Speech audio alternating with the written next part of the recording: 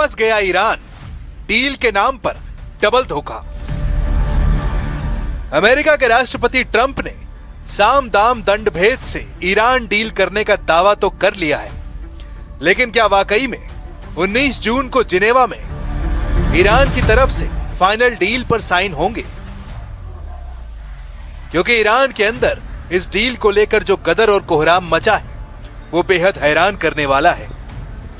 Iran में किसी को भी यकीन नहीं हो रहा है कि 60 दिन बाद ईरान को अपने संवर्धित यूरेनियम पर अमेरिका के साथ एक डील करने के लिए मजबूर होना पड़ेगा।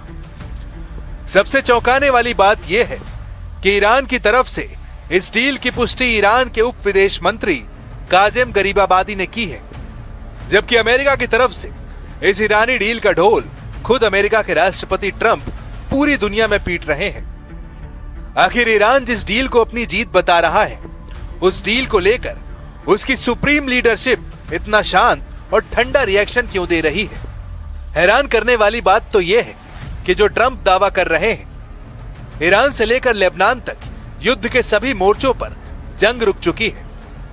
वहीं इजराइल के पीएम नेतन्याहू दावा कर रहे हैं कि उसका ईरान डील से कोई मतलब नहीं है। इजराइल के रक्षा मंत्री इजराइल कोर्ट्स ने ऐलान कर दिया है कि लेबनान से इजरायली सेना पीछे नहीं हटेगी। ऐसी स्थिति में यह कैसे कहा जा सकता है कि ईरान अमेरिका या ईरान की डबल जीत है?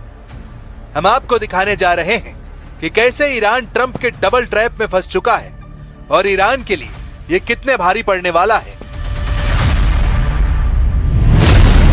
107 दिन बाद ईरानी डील, एक तीर से दो निशाने। अमेरिका और ईरान जंग खत्म होने के लिए शांति समझौते पर राजी हो गए हैं। अमेरिकी राष्ट्रपति ट्रंप ने 14 जून को सोशल मीडिया पर लिखा कि ईरान के साथ समझौता हो गया है।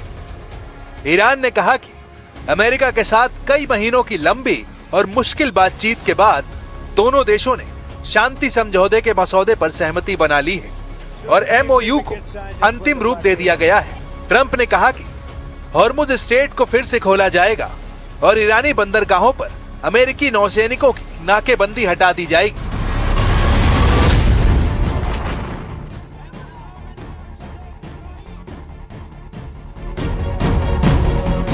इस युद्ध और शुरुआती समझौते यानी एमओयू को देखने वाले अंतरराष्ट्रीय कूटनीतिक एक्सपर्ट्स का मानना है कि इस मोड़ पर ईरान का पल्ला राजनीतिक रूप से भारी नजर आ रहा है। हालांकि अमेरिका इसे अपनी जीत के रूप में पेश कर रहा है।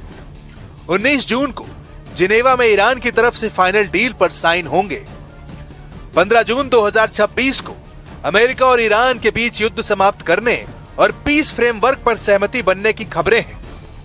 फरवरी 2026 में भड़के इस भीषण युद्ध के करीब 3.5 महीने बाद दोनों देश 19 जून को स्विट्जरलैंड में आधिकारिक रूप से इस समझौते पर हस्ताक्षर करने जा रहे हैं। अमेरिका के राष्ट्रपति डोनाल्ड ट्रंप ने सोशल मीडिया पर ईरान डील को लेकर जो लिखा है, उससे साफ पता चलता है कि ट्रंप इस डील को लेकर कितने ज्यादा खुश और उतावले हैं। उन्होंने लिखा, दुनिया के जहाजों अपने इंजन चालू कर लो, तेल को बहने दो। इधर पाकिस्तान के प्रधानमंत्री शहबाज शरीफ ने कहा कि दोनों देश 19 जून को स्विट्जरलैंड के जिनेवा में पीस डील पर दस्तखत करेंगे। अगर ऐसा होता है तो 47 साल में तेहरान और वॉशिंगटन के बीच ये पहली हाई लेवल बैठक होगी। 24 ساعت گذشته با تحولات مهمی مواجه بودیم. نهایی شدن یادداشت تفاهم میان ایران و آمریکا برای خاتمه جنگ تحمیلی آمریکا و رژیم صهیونیستی علیه ایران در تمام جبهه‌ها به شمول لبنان تحول بسیار مهمی بود که محصول ایستادگی و مقاومت اسطوره‌ای ایرانیان در برابر تجاوز و جنایت دو بازیگر شرور و مجهز به همه امکانات مادی بود. ईरान डील में डबल धोखा, ट्रंप नेतन्याहू का डबल गेम। अमेरिका ईरान में अब जल्द ही बड़ा समझौता हो सकता है। अमेरिकी राष्ट्रपति ट्रंप ने इस बात का संकेत दे दिया है। उनका कहना है कि कुछ ही घंटों में अब अमेरिका और ईरान के बीच फाइनल डील हो सकती है। लेकिन सवाल यह है कि क्या वाकई ईरान के साथ खुले मन से समझौता करने जा रहे हैं या फिर समझौते की आड़ में ईरान के साथ सिर्फ धोखा हो रहा है। इंटरनेशनल इंटेलिजेंस के कुछ एक्सपर्ट्स इसे पूरी तरह धोखा ना मानकर ट्रंप और नेतन्याहू के एक सोची समझी चेस चाल के रूप में देख रहे हैं, जिसके पीछे गणित हो सकता है। ट्रंप दुनिया के सामने शांति दूत की इमेज बना रहे हैं, दुनिया के लिए हारमूज खुलवा रहे हैं, जबकि नेतन्याहू बैड कॉप की भूमिका में रहकर लेबनान से लेकर ईरान तक हमले की खुली छूट का दावा कर रहे हैं। डील के तहत 60 दिन में परमाणु स्टॉक नष्ट करना है। अगर ईरान अपने डील से मुकरा तो ट्रंप को दोबारा से नैतिक और लीगल आधार मिल जाएगा और वो ईरान को तबाह कर डालेंगे। 107 दिनों की लगातार लड़ाई से अमेरिका और इजराइल दोनों के एयर डिफेंस इंटरसेप्टर्स यानी मिसाइल डिफेंस सिस्टम खत्म होने की कगार पर थे। इस डील के बहाने इजराइल और अमेरिका को अपने हथियारों का स्टॉक दोबारा भरने का समय मिल गया है, क्योंकि इजराइल ने आधिकारिक तौर पर कह दिया है कि वो इस डील का हिस्सा नहीं है। इसलिए नेतन्याहू ने चालाकी से खुद को अंतर्राष्ट्रीय बंधनों से मुक्त कर लिया है।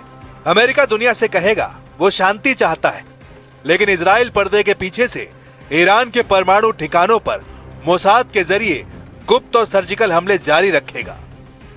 इजराइल सीज फायर के आधिकारिक रूप से लागू होने से पहले हिजबुल्ला और ईरान के शीर्ष कमांडरों को चुन चुन कर निशाना बनाने की नीति जारी रखेगा, ताकि समझौते के वक्त उसकी स्थिति कमजोर न रहे। अगर अमेरिका के दबाव में इजराइल को फ्रंट लाइन वॉर यानी आमने सामने का युद्ध रोकना भी पड़ा, तो भी मोसाद के जरिए ईरान के भीतर सीक्रेट ऑपरेशंस, साइबर हमले और परमाणु वैज्ञानिकों या ठिकानों को गुप्त रूप से निशाना बनाने का सिलसिला थमेगा नहीं। ये लगभग तय है। यानी 19 जून 2026 को अगर जिनेवा में ईरान की डील हो जाती है, तो डील के अगले 60 दिन ईरान के लिए एक ऐसा डेथ ट्रैप साबित होंगे जहां ईरान का परमाणु प्रोग्राम भी तबाह होगा और वो अमेरिका और इजराइल के रहमो करम पर रहने को मजबूर हो जाएगा।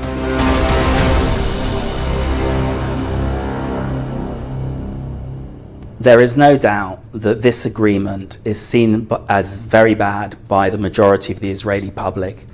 It will definitely damage Netanyahu's standing as somebody who is extremely skilled in both negotiations and relations with the Americans and security, because from both perspectives, things are not looking good. Netanyahu की सरकार में शामिल बेनज़ीर जैसे कट्टरपंथी नेता इस cease fire के खिलाफ सरकार गिराने तक की धमकी दे सकते हैं।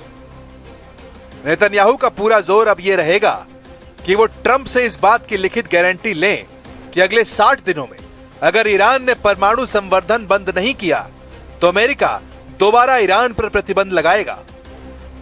अब ऐसी स्थिति में देखना होगा क्या डील ईरान की जीत साबित होगी या फिर ट्रंप की ऐसी गहरी चाल जो हमेशा के लिए ईरान को तबाह और बर्बाद कर देगी।